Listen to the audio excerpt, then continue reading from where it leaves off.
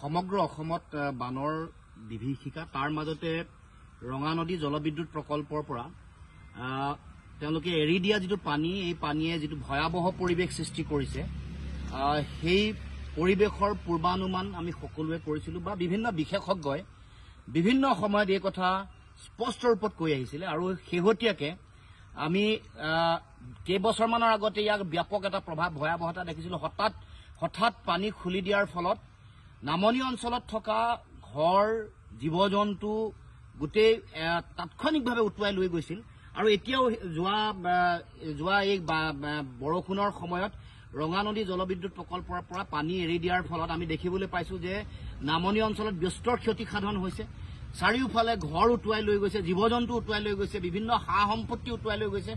আৰু কেৱল মাত্ৰ 405 মেগাৱাট ক্ষমতা সম্পন্ন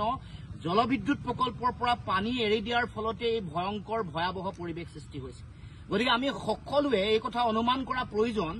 যে এই ইয়াতকৈ 5 গুণ বেছি ক্ষমতা সম্পন্ন নামনি সোৱণশিৰি জলবিদ্যুৎ প্ৰকল্প যাৰ উৎপাদন ক্ষমতা 2000 মেগাৱাট এই ইয়াৰ পৰা পানী এৰি দিয়াৰ ফলত কেনেকৈ ভয়ংকৰ এটা পৰিৱেশ সৃষ্টি হ'ব সেই সম্পৰ্কত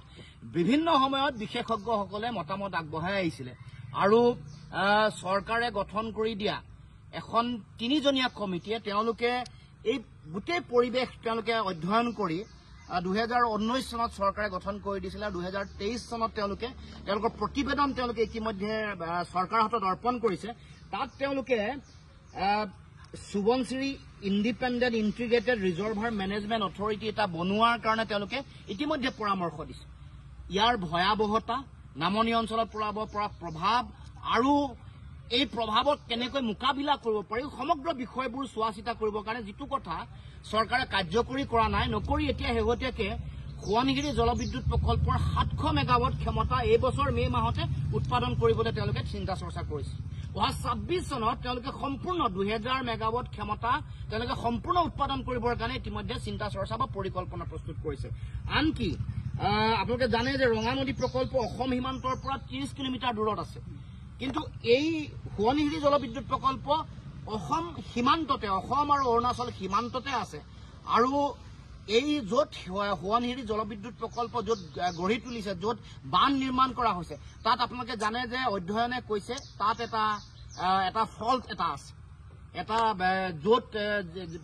এই ফল্টটোৰ পৰা বৰ বেছি দূৰ নহয় ইয়াৰ মাটিৰ গুণাগুণৰ লগত আকাশ পাতাল বেলেগ অঞ্চলৰ মাটিৰ আকাশ পাতাল পাৰ্থক্য আছে শেহতীয়াকে গাৰ্ডৱাল খহি কেনেকৈ যিটো ডাইভাৰচন টানেল যিটো আছে সেইটো কেনেকৈ বন্ধ কৰিছে আপোনালোকে সকলোৱে দেখিছে মাজে মাজে গাৰ্ডৱাল ভাঙে ডাইভাৰচন টানেল এনেকৈ বন্ধ হয় আৰু আনকি এটা ভয়ংকৰ তথ্য চৰকাৰৰ এটা কনষ্টিটিউৱেণ্ট এটা তেওঁলোকৰ নিজা এটা অনুষ্ঠান the wild life institute of India WII 2024 চনৰ জানুৱাৰীত তেওঁলোকে তেওঁলোকে অধ্যয়ন কৰিছিলে অধ্যয়ন কৰি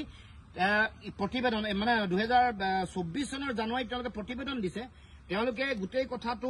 প্ৰতিবেদনত তেওঁলোকে standing committee of national board for wildlife তাত তেওঁলোকে গোটেই প্ৰতিবেদন তেওঁলোকে জমা কৰাৰ পিছত তেওঁলোকে কৈছে যে ইয়াৰ যিটো সোৱণশিৰি প্ৰকল্পৰ পৰা এৰি দিয়া পানীয়ে 40 কিলোমিটাৰ দূৰলৈকে ব্যাপক ভয়াৱহ প্ৰভাৱ পেলাব যি সময়ত বিদ্যুৎ উৎপাদন হয় যেতিয়া পানীটো ধৰি থয় আৰু যেতিয়া পানী খুলি দিয়ে তেতিয়া পানীৰ যিটো জলপৃষ্ঠৰ যিটো তাৰতম্য ব্যৱধান তাত আগৰ যিটো পানী তাৰ জলপৃষ্ঠতকৈ 2 মিটাৰ অৰ্থাৎ প্ৰায় 6 ফুট বেছি মানে বৃদ্ধি হ'ব পানী 6 ফুটতকৈ 6.5 ফুটতকৈ বেছি পানী বৃদ্ধি হ'ব আগৰ জলপৃষ্ঠতকৈ আৰু গোটেই পানীৰ যিটো সামূহিক উচ্চতা সেইটো হ'ব 6.75 মিটাৰ তাৰমানে প্ৰায় 20 ফুট ওখলৈকে পানী ওপৰলৈ উফন্দি উঠিব আগৰ যিটো জলস্তৰ আছে তাৰমানে ভয়াৱহতাটো আৰু কৈছে যে দুলুং সোৱণশিৰি যিখন বন্যপ্ৰাণী অভয়াৰণ্য আছে তাত থকা যিসমূহ হাতী আছে বা আন বনৰীয়া জীৱ জন্তু হাতীৰ পোৱালি তেওঁলোকে এলিফেণ্ট কৰিডৰেদি আহিব নোৱাৰে তেওঁলোকক উটুৱাই লৈ যাব বুলি কৈছে আৰু এইখনত যেতিয়া এই প্ৰকল্প সম্পৰ্কত যেতিয়া প্ৰশ্ন উত্থাপন কৰিছে যে হাতীৰ এই অৱস্থা হ'ব হাতীক উটুৱাই লৈ যাব তেতিয়াহ'লে সাধাৰণ মানুহ কি হ'ব তাৰ নামনি অঞ্চলত বসবাস কৰা সাধাৰণ মানুহৰ জীৱন আৰু সম্পত্তিৰ নিৰাপত্তা কি হ'ব সেই সম্পৰ্কত প্ৰশ্ন কৰোঁতে এই তেওঁলোকৰ চৰকাৰৰ যিখন তেওঁলোকৰ the wild life institute of India তেওঁলোকৰ যিসকল বিশেষজ্ঞ তেওঁলোকৰ যিখন কমিটি তেওঁলোক নিমাত আছে তেওঁলোকে কৈছে আমি যিহেতু বন্যপ্ৰাণী সম্পৰ্কতে অধ্যয়ন কৰিছো গতিকে ইয়াৰ পৰা সহজে অনুমেয় যে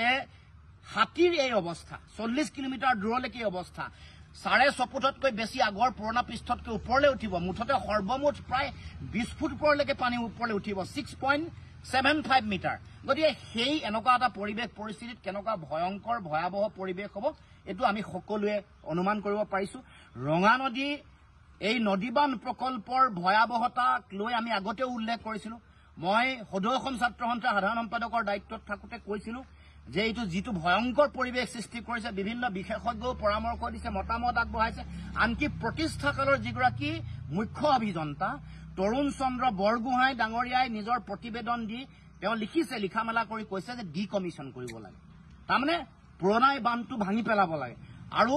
আমিও সেই সময়ত দাবী উত্থাপন কৰিছিলো যে ডিকমিছনৰ বিকল্প নাই পৃথিৱীত বিভিন্ন জলবিদ্যুৎ প্ৰকল্পই ভয়াৱহতা সৃষ্টি কৰা মানুহৰ নামনি অঞ্চলত বসবাস কৰা মানুহৰ জীৱনলৈ ভয়াৱহতা নমাই অনা বহু এনেকুৱা ধৰণৰ বৃহৎ নদী বান্ধ এনেকৈ ডিকমিছন কৰা হৈছে ভাঙি পেলোৱা হৈছে গতিকে যিহেতু ইয়াৰ লগত জড়িত মুখ্য অভিযন্তা বিশেষজ্ঞ ইতিমধ্যে কৈছে যে ৰঙা নদী এই নদী বান্ধ প্ৰকল্প ডিকমিছন কৰিব লাগে NSPC কৰ্তৃপক্ষক সেই সম্পৰ্কত বিভিন্ন সময়ত আহ্বানো জনাইছে আৰু বহু দীঘলীয়া সময় হল বহু দীঘলীয়া সময় যেতিয়া সিল্ট্ৰেশন হয় ইয়াৰ যেটো উৎপাদন ক্ষমতা লাহে লাহে কমে আৰু ই যেহেতু ভয়াৱহতা আনিছে আগতে কেতিয়াও এই অঞ্চলসমূহত ৰঙা নদীৰ নামনি অঞ্চলত কেতিয়াও এনেকুৱা ভয়ংকৰ প্ৰলয়ংকাৰী বানপানী কেতিয়াও হোৱা নাছিলে এটো যে নদীবান সৃষ্ট এটো স্পষ্ট সেই কাৰণে এই যেটো অবিজ্ঞানসন্মতভাৱে গঢ়ি তোলা এই নদীবান প্ৰকল্প ডিকমিছন কৰি নামনি অঞ্চলৰ মানুহৰ জীৱন আৰু সম্পত্তিৰ নিৰাপত্তা নিশ্চিত কৰে